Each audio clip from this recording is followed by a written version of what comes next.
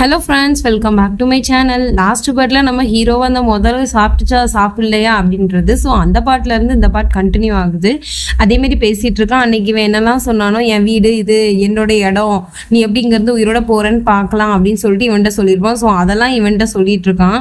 இவன்கிட்ட சொன்னதுக்கப்புறம் இந்த முதல்ல பேர் என்ன தெரியுமா, ஜாக். இந்த பைத்தியக்காரன் நம்மளாம் நாய்க்குட்டி வளர்ப்போம், பூனை வளர்ப்போம், முதலையை வளர்க்காம பாருங்களேன். அதுவும் சொல்லுதான் ஜாக் அந்த பேர்.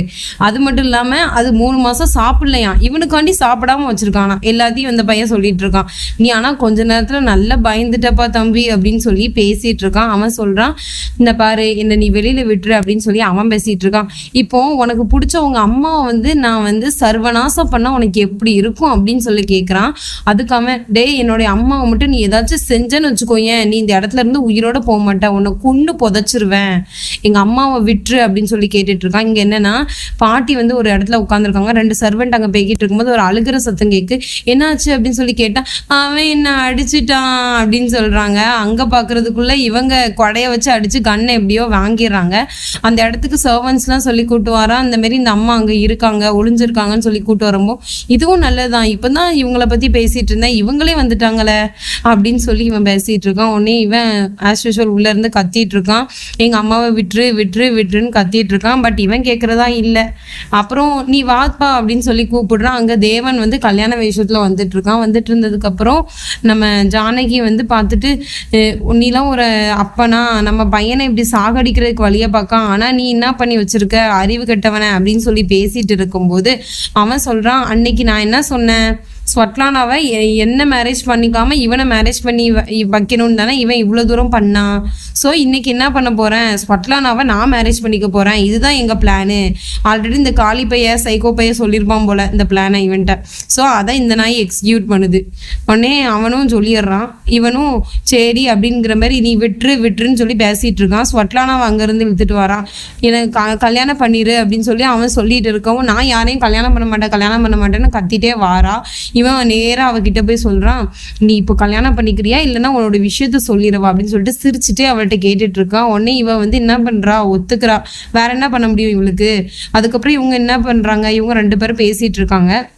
இந்த மாதிரி கல்யாணம் நடக்க போகுது வைக்க போகுதுன்னு சொல்லி பேசிட்டு இருக்கவும் ஜானகி சொல்றா, இந்த பாரு என்ன நீ என்னாலும் பண்ணிக்கோ, ஆனா என் பையனை மட்டும் விட்டுரு ப்ளீஸ், உனக்கு கெஞ்சி கேட்க, நான் அவனுக்காண்டி என்னாலும் பண்ணுவேன் அப்படின்னு சொல்லி பேசிட்டு இருக்கும்போது அவன் சொல்றான், வேண்டாம்மா நீங்க எதுவும் இவர்கிட்ட பேசாதீங்க அப்படிங்கிற மாதிரி சொல்லிட்டு இருக்கான். இல்ல ஓம்காரா நீ சும்மரி, எனக்குன்னு இருக்கிறது நீ மட்டும்தான், உன்னையும் இழந்துட்டு என்னாலாம் வாழ முடியாது இதுக்கு மேல அப்படின்னு சொல்லி பேசிட்டு இருக்கும்போது அவன் என்ன சொல்லிடுறான், அதெல்லாம் இல்லையே, இவனை தான் நான் ஏதாச்சும் பண்ணுவேன் அப்படின்னு சொல்லிட்டு காளியும் பேசிட்டு இருக்கான். அவன் அப்பா கொஞ்சம் கூட புடி கொடுக்காமையே பேசுறான். இவன் திட்டி விட்டுருதான், நல்லா மிஸ்டர் ஓப்ராய் உனக்கு அவ்வளவுதான் மரியாதை, எங்க அம்மாவை நீ மறுபடியும் நீ பிளேம் பண்ணிட்டு இருந்தேன்னா அவ்வளவுதான், உனக்கு ஒண்ணு புதைச்சிருவேங்கிற மாதிரி இவன் பேசிட்டு இருக்கவும் அவன் என்ன சொல்றான், அப்படியா சரி நீங்க என்னன்னாலும் பண்ணுவீங்களா உங்க பையனுக்காண்டி அப்படின்னு சொல்லிட்டு ஒரு கெமிக்கல் இருக்கு, அந்த கெமிக்கலை நமக்கு காட்டுறாங்க. அது கெமிக்கல் ரொம்ப நுரம் தள்ளி தான் இருக்குது. அந்த கெமிக்கலில் மேலே உள்ள சொல்கிறான். பட் அவங்க எதுவுமே பண்ணல, அமைதியாக தான் அந்த இடத்துல நின்றுட்டு இருக்காங்க. ஸோ அதுக்கப்புறம் என்ன ஆயிடுச்சு அப்படின்னா பார்ட்டி ஆயிடுச்சு. பார்ட்டியில் இவங்க 2 பேரும் பேசிகிட்டு இருக்காங்க. இந்த மாரி கல்யாணம் நாளைக்கு அப்படின்னு சொல்லிட்டு அவன் சொல்லிட்டு இருக்கான். இப்போ ஹாப்பி தானப்பா உனக்கு அப்படின்னு சொல்லி அவன் பேசிகிட்டு இருக்கான். நான்லாம் ஹாப்பியாக இல்லை, ஸ்வட்லானாவை எப்படியும் அவன்கிட்ட இருந்து பிரிச்சுட்டேன், எனக்கு அதுவே போதும்னு சொல்லி இவங்க 2 பேரும் குடிச்சிட்டு அப்படி பேசிகிட்டு இருக்கும்போது இங்கே டான்ஸ் நடக்கு. அந்த டான்ஸில் நம்ம ஹீரோ, அதாவது ருத்ரன் இருக்கான்ல, ஹீரோவோட தம்பி ருத்ரனும் அதுக்கப்புறம் சுல்புலும் அந்த இடத்துக்கு வந்திருக்காங்க. எப்படியோ இவன்ட்ட இருந்து சாவியும் எடுத்துடுறாங்க நம்ம ஹீரோயின். அவன் திறக்க பார்த்துட்டு இருக்கான் ஓம்காரா, பட் திறக்க முடியல. இவங்க என்ன பண்ணிடுறாங்க, கொஞ்சம் கேப்ல கன்னை எடுத்துடுறாங்க. எப்படியோ கண் எடுத்துட்டு அவன் அப்பனுக்கு நேராவே வச்சிருக்காங்க. அவன் சொல்றான், ப்ளீஸ் நீ கண்ணை கீழே போடு, நீ போடுறியா என்ன, கண்ணு ஒன்றும் விளையாட்டு பொருள் இல்லை, நீ போடுற கீழே போடுற அப்படின்னு சொல்லி அவன் பேசிட்டு இருக்கான். போட்டுருன்னு சொல்லி பேசிட்டு இருக்கவும் காளி வாரா. காளி அந்த கண்ணை இப்படி அவ கையை பிடிக்கிறான், மேல அந்த ஷூட் போயிருது. போனதுக்கப்புறம் இவன் சொல்றான், பாத்தியா நம்மளே கொலை பண்றதுக்கு வழியை பார்க்க அப்படின்னு சொல்லிட்டு தேவன் அவளை அடிச்சிடுறான். ஹீரோயினா அடிச்சதுக்கப்புறம் ருத்ரன் அந்த இடத்துக்கு அவனுடைய ரிவீல்லாம் கலைச்சிட்டு, என்னம்மா ஆச்சு, ஏமா அப்ப பரவாயில்லையாம்மா அப்படின்னு சொல்லி கேட்டுட்டு இருக்கவும் அவன் பேசுறான். நம்ம சுல்புல் இருக்கான்ல, அவன் அந்த இடத்துல இருந்து அப்படியே எஸ் ஆயிடுதான். எஸ் ஆனதுக்கப்புறம் அவன் காலை சொல்றான், எங்க கூடயே எங்க இடத்துக்கே நீ வேஷம் போட்டு வந்திருக்கேன்னு பக்காவா இருக்கியப்பா அப்படின்னு சொல்லிட்டு அந்த மீசை தாடியெல்லாம் எடுத்து, பாத்தியா எப்படி வந்திருக்கான் பாத்தியா நம்ம இடத்துக்கு இடத்துக்கு அப்படின்னு சொல்லி பேசிட்டு இருக்கவும் தேஜ் அந்த இடத்துக்கு வாரான்ல தேவன். வந்ததுக்கப்புறம் மிஸ்டர் ஓப்ராய் உங்களுக்கு அவ்வளோதான் மரியாதை, எங்கள் அம்மாவை அடிச்சுட்டு இருந்தீங்கன்னா உங்களை சும்மா விட மாட்டேன், அப்பாங்கிற ஸ்தானத்துக்கே நீங்கள் கிடையாது, அருகதையே கிடையாது அப்படின்னு சொல்லிட்டு ரொம்ப கோபமாக பேசுகிறான். இங்கே நம்ம ஹீரோயின் வந்து மாடிக்கு வந்துடலாம். அப்படி வரும்போது அவனோட சர்வன்ட்ஸ் 2 பேர் அந்த இடத்துல நின்றுட்டு இருக்காங்க. இவளுக்கு என்ன பண்ணுறதுன்னே தெரியல. ஆல்ரெடி ரூதி எல்லாத்தையும் கண்டுபிடிச்சிட்டானே, அவன் வீட்டு ஃபேமிலி எப்படி பண்ணுறான்னு சொல்லிட்டு எனக்கு வேறு வழி இல்லை அப்படின்னு சொல்லிட்டு காயினை தூக்கி வெளியில் போடுறான். இவனுங்க அந்த 2 பேரும் அங்கே ஏதோ சத்தம் கேட்குன்னு போயிருந்தாங்க. அந்த இடத்துக்கு இவன் வந்துட்டு இருக்கா. காளியை காணாம அப்படின்னு சொல்லி பார்த்துட்டு இருக்கவும் பின்னாடியே வந்து கண்ணை வச்சுட்டு கையை முறுக்குறான். உனக்கு எவ்வளோ தைரியம் இருக்கும், என் வீட்டுக்கே வந்துட்டு என்னோட வீட்டிலே கெட்டப்பும் போட்டுட்டு அதுக்கப்புறம் இப்போ தப்பிச்சு ஓட பார்க்குறியா அப்படின்னு சொல்லிட்டு சொல்லவும், இந்த பிறகு காளி முதலாளி ப்ளீஸ் விட்டுருங்க என்ன அப்படின்னு சொல்லவும், பயத்தில் கூட உனக்கு என்ன பொம்பளை வயசாடா வரும் அப்படின்னு சொல்லி கேட்டுட்டு இருக்கான். நான் உண்மையிலேயே பொண்ணு தான் அப்படின்னு சொல்லிட்டு தன்னுடைய உண்மையை மட்டும் ரிவீல் பண்ணுறாங்க. அப்போ ஓம்காரா சொல்லியிருப்பான்ல எல்லாம் கௌரியால் வந்த வேணான்னு சொல்லிட்டு, அதை நினச்சிட்டு தான் இவன்ட்ட வந்து எல்லாத்தையுமே சொல்லிடுறான். அவன் ஃபேமிலியை எதுவுமே ப்ளேம் பண்ணிடக்கூடாது அப்படிங்கிறதுக்காக அவளுடைய ட்ராமா எல்லாத்தையுமே அந்த இடத்துல நிப்பாட்டிடுறான். நிப்பாட்டினதுக்கப்புறம் ஆஹா டார்லிங் நீயாமா, சரி சரி, எனக்கு வீக்னஸ் நீ, அதாவது என்னோட வீக்னஸ் நீ, அதுக்கப்புறம் வந்து ஓம்காராவோட வீக்னஸ் அவன் அம்மாவோட வீக்னஸ் வந்து தேவனோட வீக்னஸ் ஸ்வட்லானாவோட வீக்னஸ் வந்து பணம். ஆனால் இப்போ இவங்க எல்லாருமே எனக்கு தான் இப்போ வந்து நிற்கிறாங்க. பரவாயில்லையே செல்லம், நீ வந்துட்டிய, ரொம்ப சந்தோஷம் அப்படின்னு சொல்லிட்டு லூசு பயக்கருக்கு மாதிரி பேசிகிட்டு இருக்கேன். நம்ம ஹீரோயின் ப்ளீஸ் அவனை மட்டும் விட்டுருங்க, ஓம்காராவை விட்டுருங்கன்னு சொல்லி கதறுறா.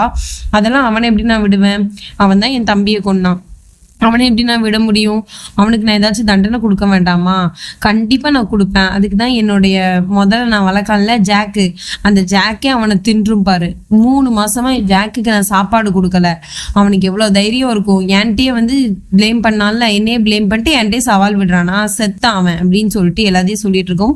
நம்ம ஹீரோயின் வந்து அழுதுகிட்டே பேசிட்டு இருக்காளா. அவன் கழுத்தை பிடிச்சிட்டு உனக்கு எவ்வளோ தைரியம் இருக்கும், இவ்வளோ நாள் நீ என்னை ஏமாத்திட்டு அலைஞ்சிருக்க என்ன அப்படின்னு சொல்லி அவன் கேட்டுட்டு இருக்கவும், ப்ளீஸ் மறுபடியும் அவன் சொல்றா ப்ளீஸ் அவனை விட்டுருங்கன்னு தான் சொல்றா.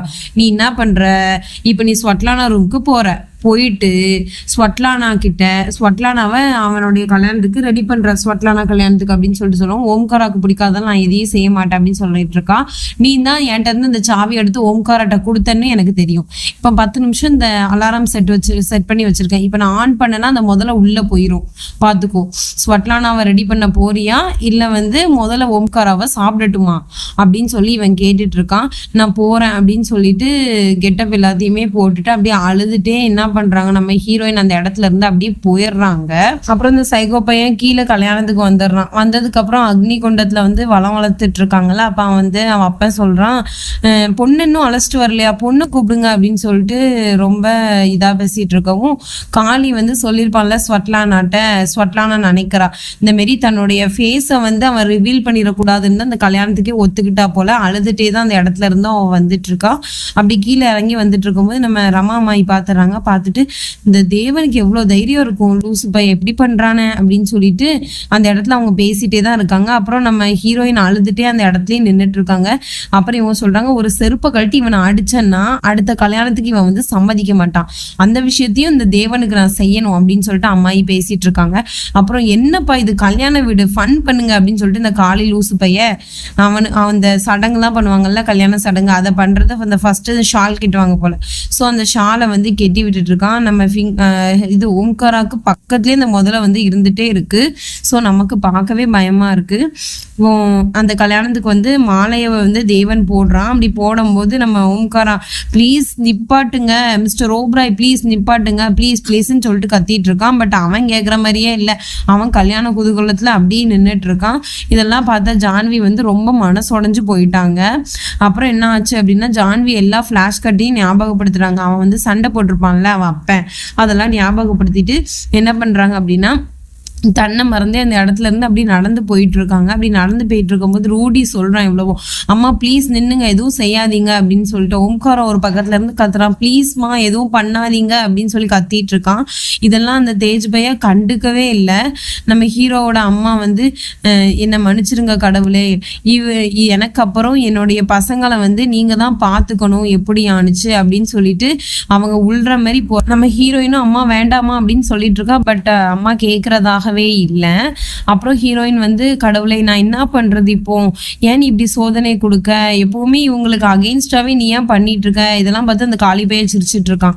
அப்புறம் நம்ம ஹீரோயின் எப்படியாச்சும் நீ காப்பாத்து, அநீதிக்கு எதிராக நீ வெற்றியை கொடு அப்படின்னு சொல்லிட்டு இந்த எபிசோட இதோட முடிக்காங்க. இந்த எபிசோடு எப்படி இருந்துச்சு அப்படின்னு சொல்லிட்டு எனக்கு கமெண்ட்ஸ்ல சொல்லுங்க. அந்த கெமிக்கல்ல வந்து ஜான்வி விழுந்தாங்களா இல்லையா அப்படின்னு சொல்லிட்டு நம்ம நெக்ஸ்ட் பார்ட்ல பார்த்தாதான் ஃப்ரெண்ட்ஸ் தெரியும். நெக்ஸ்ட் வீடியோல உங்களை சந்திக்கிறேன். Bye friends.